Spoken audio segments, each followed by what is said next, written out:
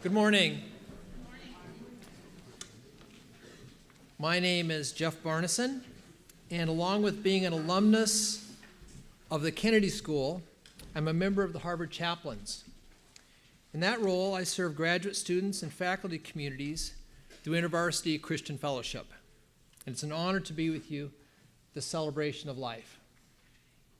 I was looking at your reunion schedule, the list of tours and panels and addresses, the opportunities to greet beloved faculty and friends, renew friendships, wondering, perhaps having some fear that Ron Heifetz might call on you and make your adaptive challenge the discussion of that hour.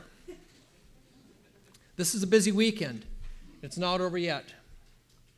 But in the midst of taking in and enjoying these Kennedy School opportunities, you are here, waiting, with your cell phones silenced for a strangely quiet few minutes in this space at the center of our school. So thank you for coming. Thank you for giving each other this time together. This time isn't just a pause in the action, though. It's actually part of the plan, an opportunity, an invitation to hold still. And I'm grateful for those that designed the schedule, recognizing that you all are not just brains on a stick. And that for the work of our school to go forward well, we need to hold together heart and soul and body. So thank you for keeping this space. And for the work we do here today, the work of remembering, it's good to start in quiet. And so let's do that now.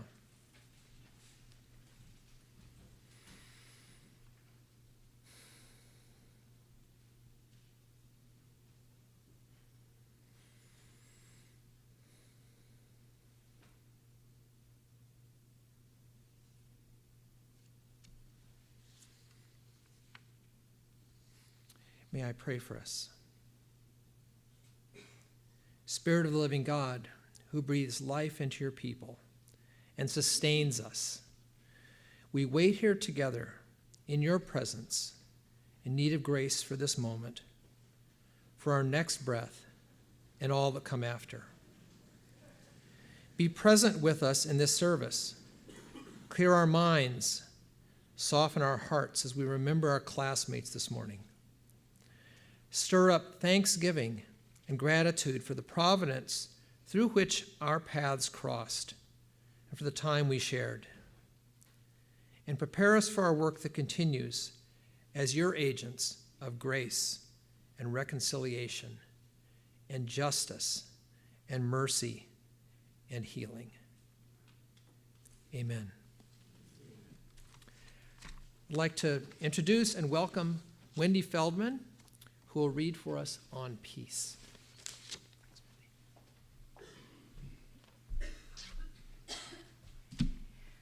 On Peace by John Fitzgerald Kennedy, who spoke this speech June 10th, 1963, 59 years ago. What kind of peace do we seek? Not a Pax Americana enforced by the world by American weapons of war. I'm talking about genuine peace, the kind of peace that makes life on earth worth living, the kind that enables men and nations to grow, to hope, and to build a better life for their children. Not merely peace for Americans, but peace for men and women, not merely peace for in our time, but peace for all time. Let us examine our attitude towards peace itself. Too many of us think it is impossible. Too many think it is unreal. But that is dangerous, defeatist belief. It leads to the conclusion that war is inevitable, that mankind is doomed, and that we are gripped by forces we cannot control. We need not accept that view. Our problems are man-made, therefore they can be solved by man, and man can be as big as he wants. No problem of human destiny is beyond human beings. Man's reason and spirit have often solved the seemingly unsolvable, and we believe they can do it again.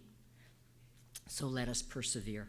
Peace need not be impracticable, and war need not be inevitable. By defining our goal more clearly, by making it seem more manageable and less remote, we can help all people see it, to draw hope from it, and to move irresistibly toward it.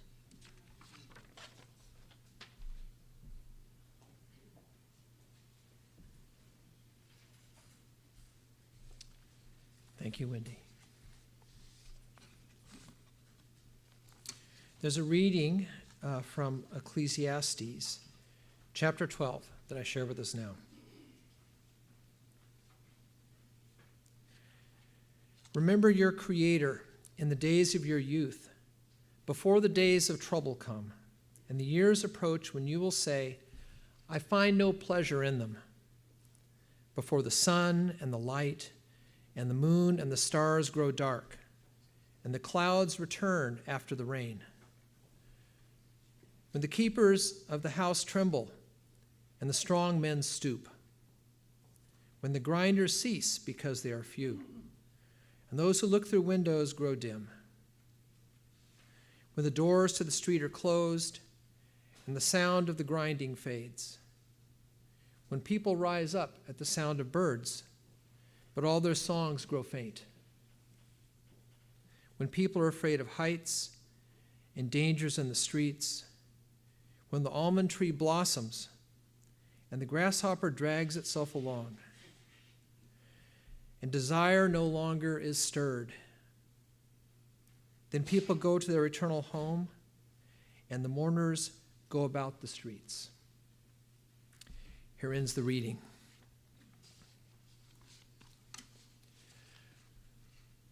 Of the many things that happen at reunion, if you're like me, one that you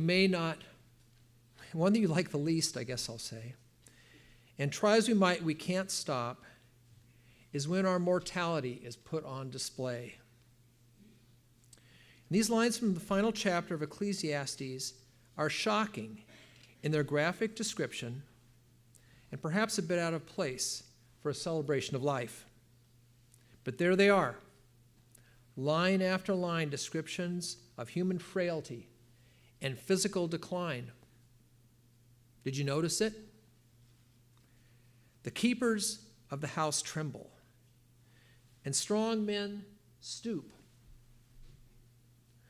The grinders cease because they are few. Our teeth. Those looking through windows grow dim. The doors to the street are closed, and the sound of the grinding fades. People are afraid of heights and dangers of the streets. The almond tree blossoms, if you still have it. I see an almond tree back there in the back row, classmate. Desire no longer is stirred. Passion, libido, declines. Then people go to their eternal home, and the mourners go about the streets. We don't know the author of this ancient Hebrew text, but the main character, if you go back and read it, maybe your curiosity is piqued now. You can find it on your phone after our gathering. The main character is someone called Kohelet, which means one who gathers. In English, it's often translated as teacher because the person's teaching. And for 11 chapters, this character makes the case that everything is hevel. In English, the translation has been meaningless. So you know, meaningless. Everything is meaningless. Or, like in the King James Version, vanity of vanities. All is vanity. But hevel doesn't really, that's not really the meaning of the word. The meaning of the word is more like smoke or vapor. You try to grab onto it and it's gone. You think you see it, it looks solid, but it's not. It's temporary. It's impossible. It's impossible to hold on to. So, of the many things he says in this book, we have less control than we think. The book is a critique of the various ways we try to make meaning through wealth, through pleasure, through status, through career, through entertaining ourselves. The teacher describes all the ways we try to construct meaning apart from God and concludes that whether you're rich or poor or wise or foolish, we will all die. Our lives and all of our accomplishments will be forgotten in time. Who knows, maybe nobody will remember this gathering today in 100 years or 20 years. Who knows? So what do we do? This, after all, is a celebration of life. How can we maybe think about this maybe too much of a downer today, this morning? Well, as we gather today to remember our classmates who have died, the teacher instructs us, saying, remember. The opening lines, remember your Creator in the days of your youth, before the days of trouble come, and the years approach when you will say, I find no pleasure in them. Well, considering where we came from, and to do it, consider where we came from and to do it as early as possible. Remember your Creator in the days of your youth. Looking around, maybe our accompanist today would be in her youth, but most of us, nearly all of us, we wouldn't consider in our youth. What about us? How do we heed the instruction of the teacher? Well, we have a role in teaching and mentoring those who are younger before the days of trouble come, while we can hear, see, have mobility and intellect and desire. Friends, if you're with us today, here in the forum, or if you're online, you have an opportunity to mentor and walk alongside those who are in their days of youth, to help them remember where they've come from, to remember their Creator. Finally, we can mourn and we can give thanks for those we remember today, those who traveled with us, taught us, learned with us, served with us, and went before us. Much as we don't like it, the fact of our mortality, it's our mortality that shapes the urgency of our interactions. When we recognize how precious each moment is when we understand that they are limited, and that is a gift. Let me conclude by quoting Jason Isbell, my favorite Americana musician, from his song, We Were Vampires. In case you are aware of some of the ideas about vampires, one of the key insights about vampires is they never die. You'll need to know that to make sense of what I'm going to quote to you. So Jason says it this way: if we were vampires and death was a joke, we'd go out on the sidewalk and smoke and laugh at all the lovers and their plans. I wouldn't feel the need to hold your hand. Maybe time running out is a gift. I'll work hard till the end of my shift and give you every second I can find and hope it isn't me who's left behind. Thank you.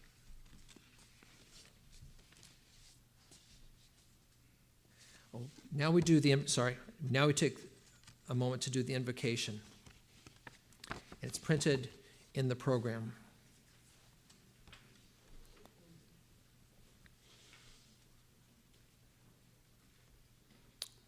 Let us pray.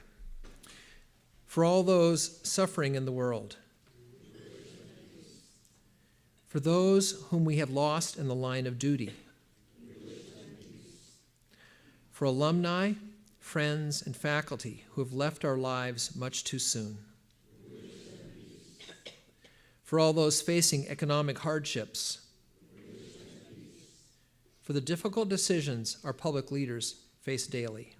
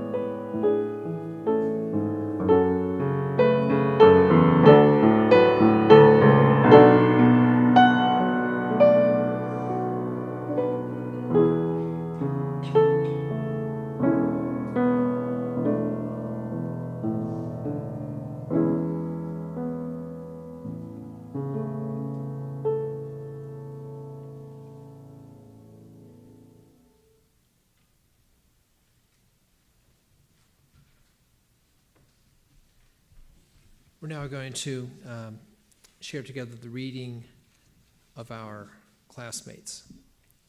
And I'd like to invite for the class of 1974. Natalie will come.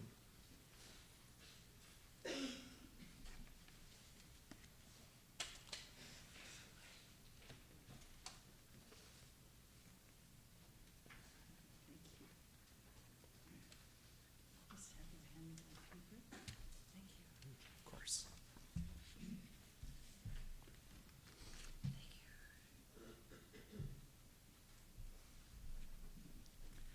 Good morning, dear friends. I'm Natalie Hahn.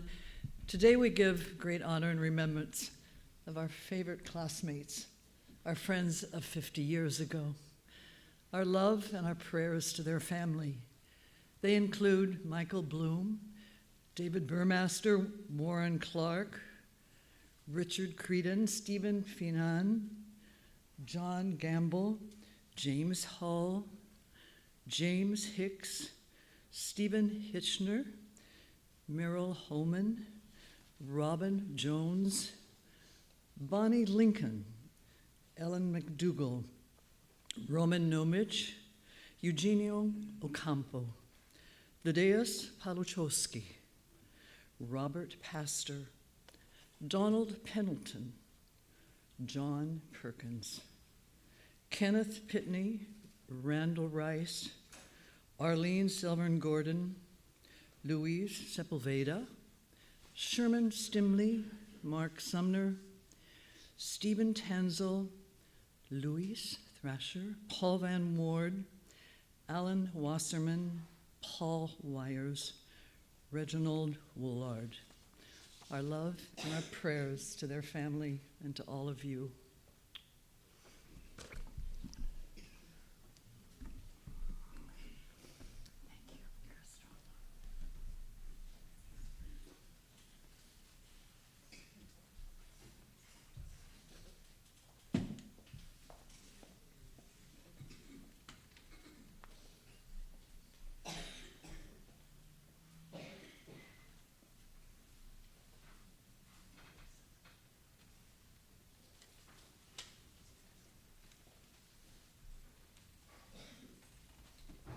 Thank you, Natalie.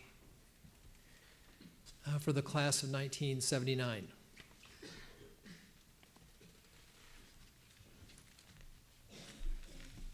Good morning. Good morning, everyone. In loving memory of the class of 1979, Eugene Abbott, Stanley Burrows, George Carroll, Stuart Cohen, Jerome Dayon, Thomas Doran, Evan Fredrickson, Roslyn Hees, Horace Hogan, Alfred Leonard, Benvenido Noriega, Peter O'Connor, Roberta Pappas, Andrew Pettis, Merrill Revkin, Domingo Saizon, Ira Smart, Rena Spence, Janice Steluto, Roberta Yukovich, George von Hazinga, Robert Waters, George Westcott, Marjorie Wingarden.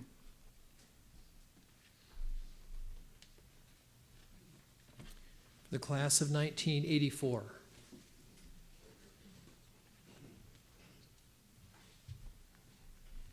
Good morning, everyone. My name is Dana Rowan, a member of the MPP class of 1984. And I know that this is a little bit of a sad and reflective time for us this morning. But each one of these individuals, I think, elicit fond memories of past times. And I read that with that in spirit in mind. Robert Beckham, William Borth, Ruth Bramson, Susan Brough, Michael Buckley, Kenneth Burt, Olga D'Angelo, David Dittmer, Paul Godley, Scott Hamilton, David Harinka, Robert Coomer, Elizabeth Langby, Paul Langerman, Harry Mapondo, Paul McCarthy, Edward Meekins, James Michaels, Nett Nelson, Patricia Newcomb, Michael Rohde, John Shaw, Tasneem Siddiqui, Fred Smith, Gary Smith, Rosalia Stovall, Robert Stratton, Patrick Sweeney, Marjorie Tierney, Richard Wall, Albert Warnham, and John Yellen. Thank you.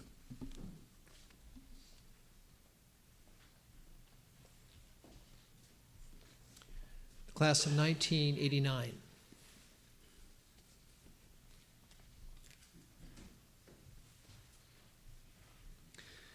My name is Bruce Abernethy, and I don't know whether to apologize in advance for my loss of voice or to view that as symbolic and perhaps empathetic, because we are here at a time to gather and acknowledge a loss of life.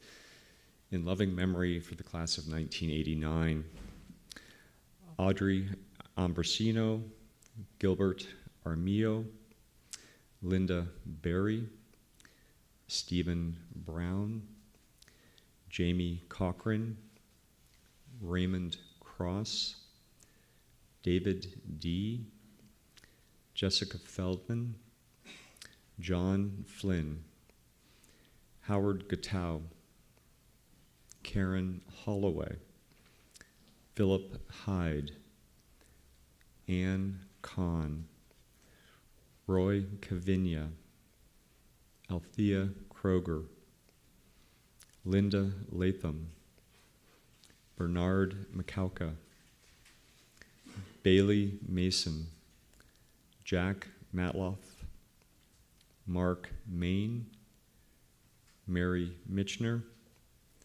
Roberta Perry, Douglas Peterson, Robert Restucia, Walter Roche, Annette Samuels, Robert Shields, Asikia Salofa, Elizabeth Thomas, Eduardo Ballerino, Theodore Vandermeed, Jonathan West, and Richard Winter.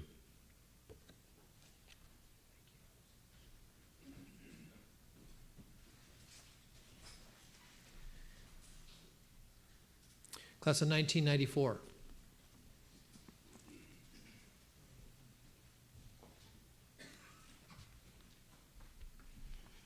Good morning. I'm Fred Tombar from MPP 94, and I'm from New Orleans. And if any of y'all know anything about New Orleans, we have a unique way of sending people goodbye.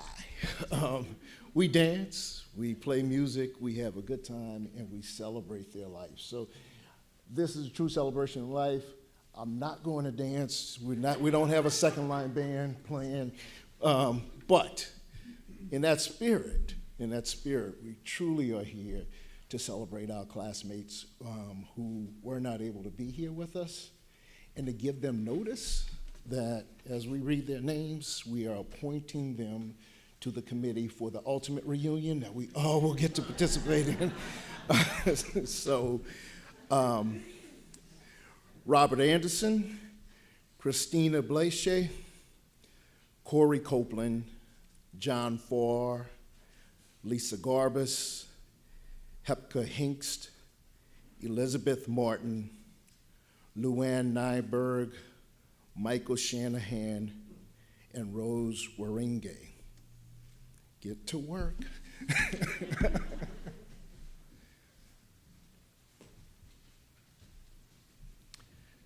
Class of 1999.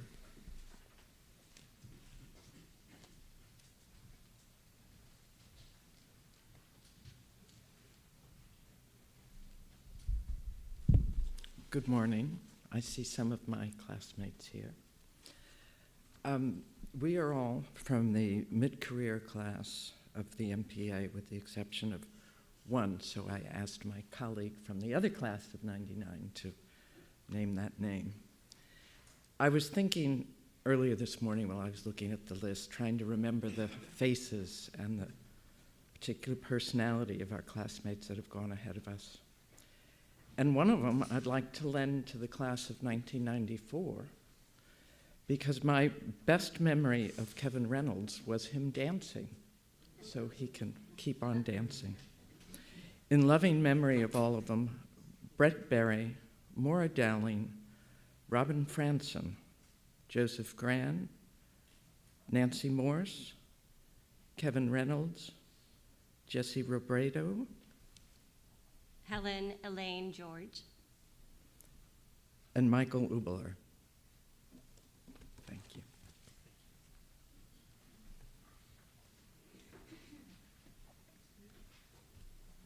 Class of 2004.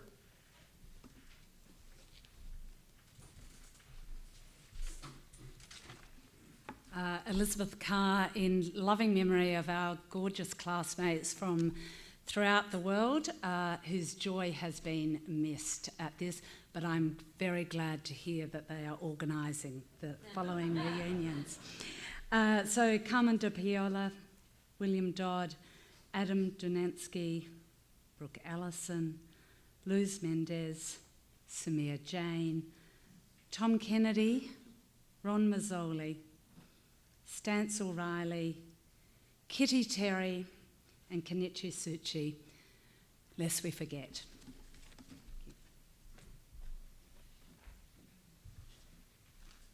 Thank you. Class of 2009.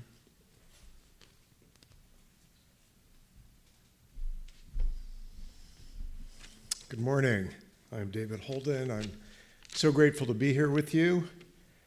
For those of us who knew and loved our friends and cherished their memories, it just seems like far too many, far too soon. Rachel Audie, William T. Bango, Stephen Bonanno, Evangeline Cristimo Escobillo, Manuel Hernandez, and Olufemi Tolani.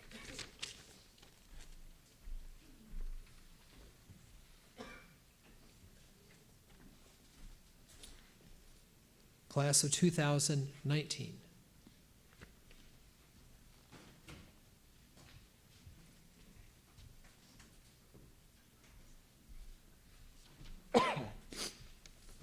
My name is Paul Chong, and from the class of 2019, and you'll excuse my allergies today. To my friend, Peter Cha, I say, you are the light of the world. City on a hill cannot be hidden. To his mother, who asked me, what will I do without my only son? I say to her, all of us here who remember, and all of us here at the Kennedy School who ask what we can do, are your children. Thank you.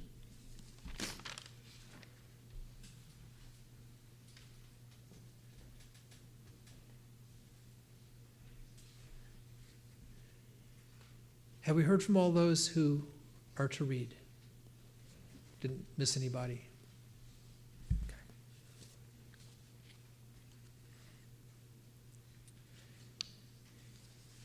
In a minute, Adam Finkel will come and sing Sure on This Shining Night.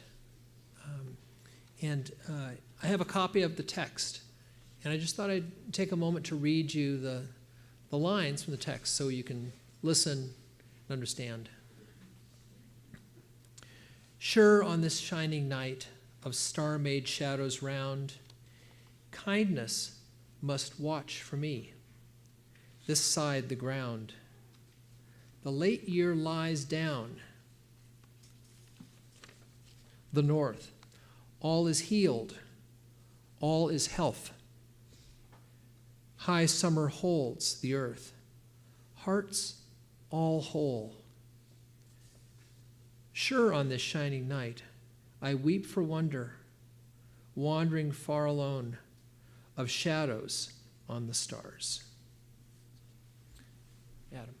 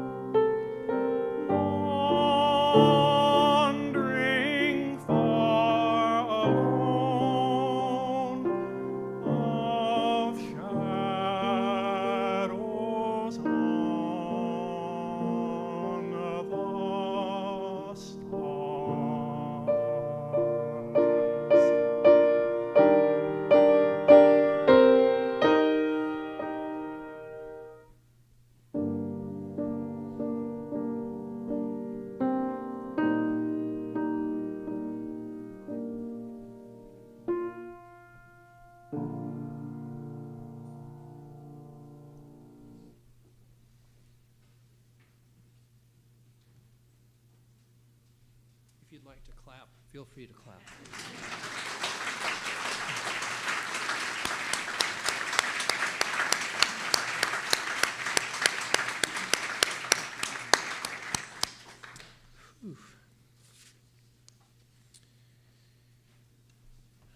Well, we're about to conclude.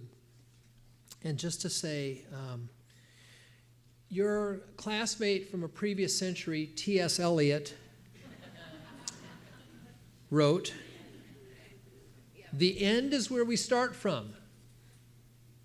And that's where I invite you to start today, from the end, remembering your Creator. And I send you out with the words of the prophet from Micah. He has shown you, O mortal, what is good. And what does the Lord require of you? To act justly, to love mercy, and to walk humbly with your God. Go in peace.